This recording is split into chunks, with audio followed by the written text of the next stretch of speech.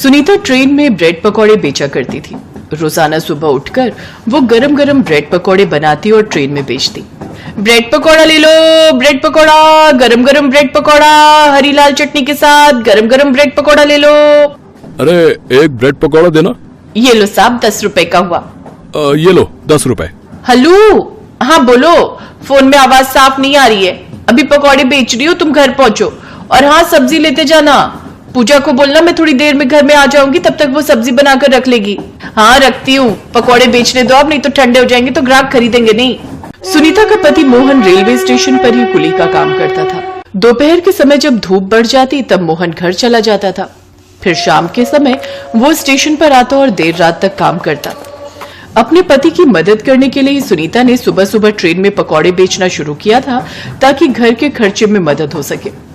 सुनीता और मोहन की एक ही बेटी थी जिसका नाम था पूजा। पूजा की उम्र लगभग 15 से 16 वर्ष की थी। पैसों के अभाव के कारण पूजा 6ठी क्लास तक ही पढ़ी थी। ऐसे ही सुनीता का काम चल रहा था, पर अब सुनीता की देखा देखी और भी पड़ोस की औरतों ने ब्रेड पकौड़े बेचने शुरू कर दिए।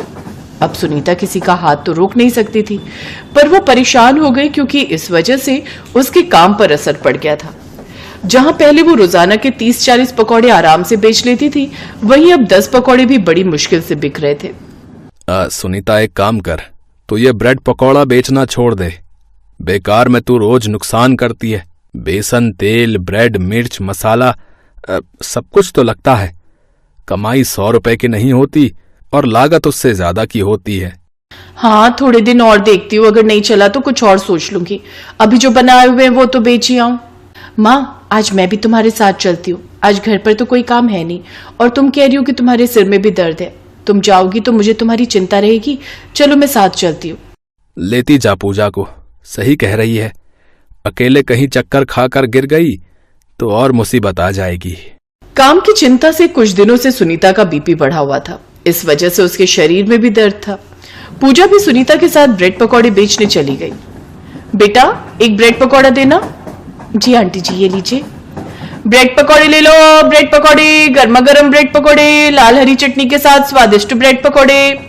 अरे सुनीता, आज तू अपनी बेटी को भी ले आई ब्रेड पकौड़ा बेचने के लिए, पर इस डिब्बे में बेकार है तेरा घूमना। यहाँ पर मैं ये सभी यात्रियों को पकौड़े बेच चुकी हूँ। हाँ माँ, बड़ी मुश्किल से एक ही ब्रेड पकौड़ा बिका है। सब पहले ही मंजूताई से पकौड़े खरीद चुके हैं। हाँ मैं जानती हूँ, आज मुझे आने में थोड़ी देर हो गई, इसीलिए मंजू पहले ही आ गई थी और उसके बिक गए। पूजा बिटिया, हम किसी के हाथ तो रोक नहीं सकते। मैं जानती हूँ मंजू, तूने मेरा काम खराब किया, पर मैं तुझे कुछ कह नहीं सकती। तू कोई और काम भी खोल सकती थी, पर तूने मेरी रोजी रोटी पर लात मारी है। अरे तो जो चलता काम होगा वही तो करूंगी, मेरी मर्जी, मैं जो बेचूं। ट्रेन में मेरी अच्छी कमाई हो रही है तो तू जल क्यों रही है? मैं जल नहीं रही हूँ मंजू, पहले मैं ब्रेड पकौड़े बेचती थी, तू तो अभी आई है। जली तो तू थी मेरे काम से, इसीलिए तो तूने मेरे देखा देखी ये काम शुरू किया। माँ, दूसरे डिब्बे में चलते, तुम्हारी तबीयत ठीक नहीं है। इनके साथ बहस में पड़ोगी तो और तबीयत खराब हो जाएगी। सुनीता और पूजा दोनों ट्रेन के दूसरे डिब्बे में पहुंच गई। सुबह का समय था। डिब्बे में बहुत से यात्री अभी सो रहे थे। अचानक सुनीता की नजर एक विदेशी महिला पर पड़ती है। विदेशी महिला प्रेग्नेंट थी और अचानक उसकी तबीयत खराब हो गई थी। प्लीज प्लीज हेल्प मी, क्या यहाँ कोई आसपास डॉक्टर है? मेरी तबीयत कुछ ठीक नहीं है। मैडम जी, डॉक्टर तो है, पर आपको स्टेशन पर उतरना पड़ेगा। यहाँ स्टेशन के पास ही एक डॉक्टर की दुकान है। हाँ, मुझे यहीं उतरना है, मेरा होटल बुक है, पर अचानक मेरे पेट में दर्द हो गया। मेरा 5th मंथ चल रहा है, मैं प्रेग्नेंट हूँ और मैं चाहती नहीं कि मेरी तबीयत ज्यादा खराब हो और मेरे बच्चे को कोई नुकसान हो। नहीं नहीं नहीं, सब ठीक हो जाएगा। कभी कभी माँ बनने के दौरान 9 महीनों के बीच इस तरह के दर्द हो जाते हैं। डॉक्टर दवाई देगी तो आप ठीक हो जाओगे, मैं आपकी मदद कर देती हूँ। सुनीता और पूजा ने मिलकर उस विदेशी महिला का सामान उठाया। विदेशी महिला को सहारा देते हुए स्टेशन के पास ही एक लेडी डॉक्टर का क्लिनिक था। सुनीता और पूजा उस विदेशी महिला को डॉक्टर के पास ले गए। देखिए मारिया जी, वैसे तो आपको ऐसे समय में ट्रेवल नहीं करना चाहिए था, पर आपने बताया कि आपको अर्जेंट आना था इंडिया। कोई बात नहीं, नेक्स्ट मंथ की वापसी है ना, मैं तब तक के लिए कुछ अच्छी दवाइयां लिख दूंगी जिससे आपकी तबीयत बिल्कुल ठीक हो जाएगी और आप आराम से ट्रेवल करके विदेश वापस लौट सकते हो। बस थोड़े दिन आराम करना होगा और पूरा ख्याल रखना है। डॉक्टर जिनसे मेरा ट्रीटमेंट चल रहा है, आपने उनकी सारी दवाइयां वगैरह देख ली है ना? हाँ, मैंने सारी दवाइयां देख ली और कुछ ऐड भी की हैं दवाइयां जो आपके पेट में दर्द में आराम देंगी। पौष्टिक खाना खाइए और कुछ दिन रेस्ट कीजिए। डॉक्टर को दिखाने के बाद सुनीता उस विदेशी महिला से बोली, मारिया मैडम, आप थोड़ी देर के लिए हमारे घर चलो, फिर जब आपको आराम मिल जाएगा तब आप होटल चले जाना। वहां आप अकेले रहोगे तो हमें भी आपकी चिंता होगी। ओह, थैंक यू सो मच, आप बहुत अच्छे हो सुनीता जी। ठीक है, मैं कुछ देर आपके घर पर रेस्ट कर लेती हूँ, फिर रात को होटल चली जाऊंगी। मारिया सुनीता और पूजा के साथ उनके घर आ जाती है। मारिया देखती है कि सुनीता बहुत गरीब है। उसका घर एक छोटा सा कमरा है और उसी में ही उसने एक रसोई बना रखी है। मारिया को एहसास होता है कि भले ही सुनीता गरीब है पर दिल से वो बहुत अमीर है। मारिया को पता चलता है कि सुनीता का ब्रेड पकौड़े का काम सही नहीं चल रहा। वो सुनीता को कुछ नया बेचने की सलाह देती है। मारिया जी, थोड़ी खिचड़ी और ले लो। बस सुनीता जी, आपने मेरा बहुत ख्याल रखा, थैंक यू सो मच। पेट में दर्द में बहुत आराम है, डॉक्टर ने जो दवाई दी उससे बहुत फर्क पड़ गया। वैसे आपने जैसे बताया कि ब्रेड पकौड़े का काम चल नहीं रहा, आप लोग कुछ और क्यों नहीं बनाते, जैसे कुछ डिफरेंट जो ट्रेन में ना बिकता हो। मैंने ट्रेन में सफर करते हुए देखा, ट्रेन में पिज्जा जैसा कोई आइटम नहीं दिखती। आप लोग ब्रेड पिज्जा क्यों नहीं ट्राई करते, बहुत टेस्टी भी होता है और बनाने में भी आसान, लोग ब्रेड पिज्जा खाना पसंद भी करेंगे। पर मारिया दीदी, हमें तो ब्रेड पिज्जा बनाना आता ही नहीं है। उसकी टेंशन मत लो, वो मैं बनाना सिखा दूंगी। आप लोगों ने मेरे लिए बहुत कुछ किया है, मैं भी तो आप लोगों के लिए कुछ करूं। मुझे अच्छा लगेगा अगर आपका ब्रेड पिज्जा का काम चल जाएगा तो कोशिश करके देखते हैं। मैं एक दो दिन आपके पास रुक जाती हूँ, फिर होटल चली जाऊंगी, तब तक आप पिज्जा बनाना सीख जाओगे। पूजा, मैं तुम्हें कुछ सामान बताती हूँ, मार्केट से ले आओ। मारिया ने 2 दिन तक सुनीता और पूजा को ब्रेड पिज्जा बनाना सिखाया, सामान भी लाने में मदद की। उन्होंने सीखा कि किस तरह से ब्रेड पर सॉस, सब्जियां और चीज डालकर तवे पर पकाना है। वो पिज्जा छोटे बच्चे बड़ों सभी को पसंद आने वाला था। मारिया ने कुछ पैसों की भी मदद की। बहुत साफ सफाई के साथ पिज्जा को कैसे पैक करके बेचना है, ये सारे काम मारिया ने सुनीता और पूजा को बताए ताकि ब्रेड पिज्जा देखने में आकर्षित लगे। तीसरे दिन मारिया अपने होटल जा चुकी थी, पर उसने जो ब्रेड पिज्जा बनाना सुनीता और पूजा को सिखाया था, उस पर काम करते हुए सुनीता और पूजा ने पहली बार ट्रेन में ब्रेड पिज्जा बेचना शुरू किया। मंजू और बाकी औरतें भी हैरान थी कि सुनीता खाने की ये क्या नई आइटम ले आई है। फटाफट से सुनीता के ब्रेड पिज्जा बिक रहे थे। ब्रेड पिज्जा ले लो, गरम गरम ब्रेड पिज्जा, चीजी और टेस्टी टोमेटो केचप के साथ। वाह माँ, तुमने तो बिल्कुल सही बोला, मारिया दीदी ने यही कहा था। सब हमारे ब्रेड पिज्जा बहुत पसंद कर रहे हैं। मारिया आंटी का आइडिया काम कर गया। हाँ, हमारी अच्छी बिक्री हुई है। लोग हैरान थे कि ट्रेन में पिज्जा भी मिलने लगा है। धीरे धीरे रोज के ऑर्डर बढ़ने लगे। कुछ समय बाद मारिया वापस जाने लगी, तब वो सुनीता और पूजा से बोली, पूजा, मैं चाहती हूँ कि तुम अपनी आगे की पढ़ाई फिर से शुरू करो। सुनीता, तुम और मोहन दोनों मिलकर ब्रेड पिज्जा का स्टॉल चलाना। कोई भी हेल्प चाहिए हो तो मुझे कांटेक्ट करना। सुनीता की आंखों में आंसू आ गए। वो और पूजा दोनों मारिया को दिल से धन्यवाद कहती हैं। कुछ दिनों बाद रेलवे प्लेटफॉर्म पर सुनीता और मोहन मिलकर ब्रेड पिज्जा का स्टॉल लगाने लगे और इधर पूजा ने दोबारा पढ़ाई शुरू कर दी।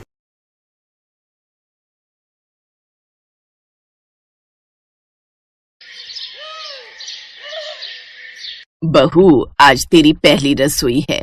हमारी झोपड़ी के पीछे चूल्हा बना हुआ है, वहीं पर हम लोग खाना बनाते हैं। सासू माँ, हम लोग भी मिट्टी के चूल्हे पर ही खाना बनाते थे। बताइए क्या बनाना है खाने में? बहू, ऐसा कर, सबके लिए 4-4 रोटी बना ले, मैं तब तक प्याज काट लेती हूँ। तभी वहां पर पायल की ननद मोहिनी आ गई। माँ, आज भाभी पहली बार हमारे घर आई हैं, हम उन्हें प्याज रोटी खिलाएंगे। अब क्या कर सकते हैं बेटा। मोहन घर के बाहर से उनकी ये सब बातें सुन रहा था। उसकी आंखों से आंसू छलक रहे थे। खैर, पायल ने सबके लिए रोटियां बना दी और सभी लोग बैठकर खाना खाने लगे। सभी लोग खाना पीना खाकर सो गए। अगली सुबह मोहन जल्दी उठ गया। उसने अपना बोरा उठाया और बाहर कबाड़ बिनने निकल गया। आजकल लोगों ने कूड़ा कचड़ा तो सड़क पर फेंकना ही बंद कर दिया है। तभी मोहन को एक कूड़ादान दिखाई दिया। लगता है ऊपर वाले ने मेरी सुन ली। सारा कबाड़ मुझे उस डस्टबिन के अंदर मिल जाएगा, जिसमें खाने का ढेर सारा सामान पड़ा हुआ था। अरे वाह, इसमें तो ढेर सारे पराठे, मटर पनीर और चावल भी हैं। ये खाना भले ही जूठा हो, लेकिन खाने में तो सही ही है, अभी खराब भी नहीं हुआ है। मोहन ने सारा खाना बटोर कर अपने पास रख लिया और फिर से अपने काम पर लग गया। धीरे धीरे शाम होने लगी। शाम को पायल की ननद ने उससे कहा, भाभी, आज रविवार का दिन है और हमारे गांव में रविवार को बाजार लगती है, चले मैं आपको घुमा लाती हूँ। हाँ मोहिनी, मैं भी तुमसे यही कहने वाली थी। पायल और मोहिनी बाजार घूमने निकल गए। उनके पास पैसे तो थे नहीं कि वो शॉपिंग कर पाए। बाजार की रौनक देखकर ही वो अपना दिल बहला रही थी। तभी अचानक मोहिनी एक मोमोज के ठेले को बहुत ही ध्यान से देखने लगी। क्या हुआ मोहिनी, तुमको मोमोज खाना पसंद है क्या? भाभी, आज तक हमने कभी भी मोमोज नहीं खाए, बस देखकर ही मन बहला लेते हैं। चलो ठेले के पास चलते हैं, मोमोज की महक ही ले लेंगे। हाँ हाँ भाभी, ये आपने बिल्कुल सही कहा। दोनों ननद भाभी मोमोज के ठेले के पास जाकर खड़े हो गए। ये दोनों बस खड़ी थी, तभी ठेले वाले ने कहा, हाँ बहन जी, कितने प्लेट मोमोज लगा दूं? अरे नहीं नहीं भाई साहब, हम तो बस देख रहे थे कि मोमोज बनते कैसे हैं। हमारे पास मोमोज खरीदने के लिए पैसे नहीं है। शाम हुई नहीं कि तुम जैसे भिखारी तुरंत भीख मांगने आ जाते हो। चलो निकलो यहाँ से, यहाँ कुछ नहीं मिलेगा फ्री में। चाचा पागल हो गए हो क्या? हमने आपसे कब भीख मांगी? मोहिनी चलो यहाँ से, इनसे बहस मत करो। हमारे पास पैसे नहीं और फालतू में यहाँ खड़े हैं तो उन्हें ऐसा ही लगा होगा कि हम भिखारी हैं। पायल और मोहिनी उसी वक्त मार्केट से अपने घर की तरफ पैदल ही चल पड़ी। मोहिनी, मैंने मोमोज बनाने का तरीका उस ठेले वाले का देख लिया था। अगर मुझे मोमोज बनाने का सामान मिल जाए तो मैं उससे भी स्वादिष्ट मोमोज बना सकती हूँ। क्या बात है भाभी, आप तो बड़े तेज हो। खैर, पायल खाना बनाने ही वाली थी कि तभी राकेश कूड़ेदान से उठाया हुआ खाना लेकर घर पहुंच गया। रुक जाओ पायल, आज खाना बनाने की कोई जरूरत नहीं है। देखो मैं कितना अच्छा अच्छा स्वादिष्ट खाना लेकर आया हूँ तुम सबके लिए। अरे बेटा, इतना अच्छा खाना तुझे कहाँ से मिल गया? आज मार्केट में एक शादी पार्टी हो रही थी, मैं वहीं पर कबाड़ उठाने गया था, तो लोगों ने मुझे खाना पैक करके दे दिया। क्या बात है भैया, कितने सालों बाद हम इतना अच्छा खाना खाने वाले हैं। थोड़ी देर में सभी लोग एक साथ बैठकर कचरे का उठाया हुआ खाना खाने लगे, लेकिन इस बारे में मोहन के अलावा किसी को नहीं पता था। उन्हें खुशी खुशी खाना खाता देख मोहन खुश भी हो रहा था और उसके अंदर एक दर्द भी था। कितना बदनसीब हूं मैं, अपने घर वालों को कचरे का उठाया हुआ खाना खिला रहा हूं। लेकिन कोई बात नहीं, खाना खराब तो है नहीं, इसी बहाने इनके चेहरों पर थोड़ी सी खुशी तो आई। लेकिन आधी रात में ही सभी का पेट खराब होने लगा। सभी लोग बार बार लोटा लेकर खेतों में शौच के लिए जाने लगे। मोहन भी कई बार शौच करने गया, तभी उसकी सास ने कहा, मोहन बेटा, ये कैसा खाना लेकर आया था तू? हम सबका पेट खराब हो गया। इससे पहले कि मोहन उनकी बात का कोई जवाब दे पाता, पायल बीच में बोल पड़ी, सासू माँ, इसमें मोहन जी की कोई गलती नहीं है। इतना अच्छा खाना हमने कई सालों से खाया नहीं था, तो शायद इसीलिए हम पचा नहीं पाए। ये बात सुनकर मोहन को थोड़ा रिलैक्स महसूस हुआ। तभी उसकी सास ने कहा, हमारे पास डॉक्टर से दवा लेने के लिए पैसे तो है नहीं। ऐसा करो, गर्म पानी में थोड़ी सी लौंग, थोड़ा सा काला नमक डालकर पी लो सब लोग, पेट सही हो जाएगा। ये दादी माँ का नुस्खा है। सभी लोगों ने वैसा ही किया और सुबह तक सबका पेट ठीक भी हो गया। मोहन काम पर जाने वाला था कि तभी उसकी बहन मोहिनी ने उसे रोक लिया।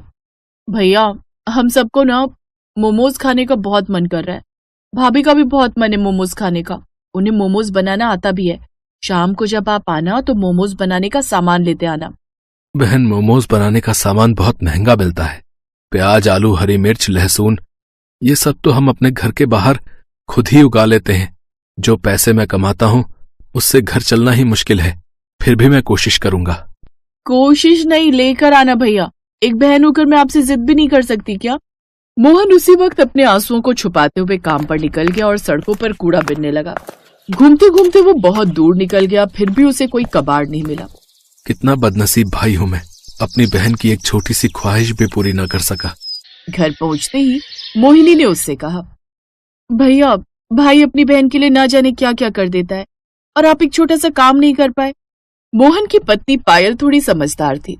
वो अपने पति के दर्द को थोड़ा थोड़ा महसूस भी कर सकती थी, इसलिए मोहन के बोलने से पहले ही उसने कहा, पायल, हर भाई चाहता है कि वो अपनी बहन की हर ख्वाहिश पूरी करे। अपने भाई से इस तरह जिद नहीं करते। लेकिन भाभी, मैं तो सिर्फ मोमोज खाना चाहती हूँ। कौन सा राजमहल मांग लिया मैंने? तुम मोमोज खाना चाहती हो ना? आज रात में तुम सबके लिए मोमोज ही बनाऊंगी।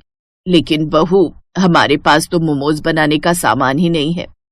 सासू माँ, हमारे पास आटा है, नमक है, तेल है, आग जलाने के लिए लकड़ियां है, खाना बनाने के लिए मिट्टी का चूल्हा भी है। हमने अपने घर के बाहर हरी मिर्च, आलू, प्याज, लहसुन ये सब उगाई रखा है। ये सब मिलाकर मैं इतने अच्छे मोमोज बनाऊंगी ना कि आप लोग उंगलियां चाटते रह जाएंगे। क्या बात है भाभी, मुझे आप पर पूरा भरोसा है कि आप सबसे अनोखे मोमोज जरूर बना लोगी। उसी वक्त मोहिनी और पायल घर के बाहर गई। सारी सब्जियां लेकर अपने रसोई घर में आ गई। मोहिनी, तुम जल्दी से आटा गूंथ लो, तब तक मैं मोमोज के लिए सब्जी तैयार करती हूँ।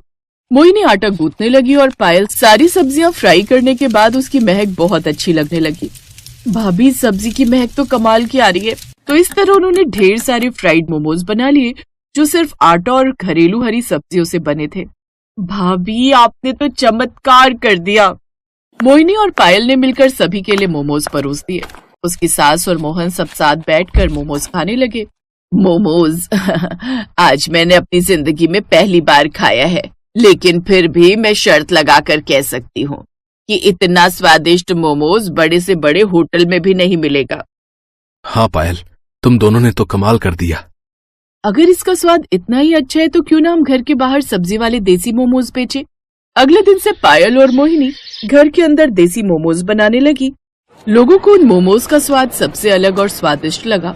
तो इस तरह अब मोहन ने कबाड़ बिनने का काम बंद कर दिया और सब खुशी खुशी रहने लगे।